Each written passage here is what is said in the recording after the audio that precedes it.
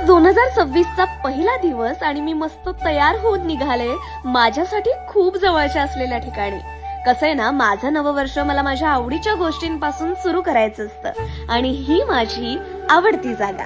आपलं वागणं, बोलणं, हसणं आणि असणं खूप भरभरून पॉझिटिव्ह असावं आणि ही एनर्जी मला मिळते इथून. माझा वाढदिवस आणि नवीन वर्षाची सुरुवात मला याच जागेपासून करायची असते and that's the rituals. So छान दर्शन झालं. त्यानंतर खूप दिवसांपासून ना इथे येणं झालं नव्हतं. तर हे आहे मामा काणे यांचं फार जुनं असलेलं उपहारगृह.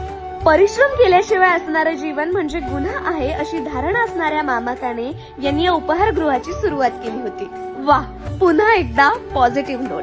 नंतर पनवेलला उतरले आणि कोणताही प्लॅन नव्हता, पण साईंचं बोलावणं आलं होतं आणि मी पोहोचले इथे. सो असं केलं मी 2026चं वेलकम माझ्या आवडीप्रमाणे. तुम्ही सुद्धा तुमची आवड यावर्षी आवर्जून जपा.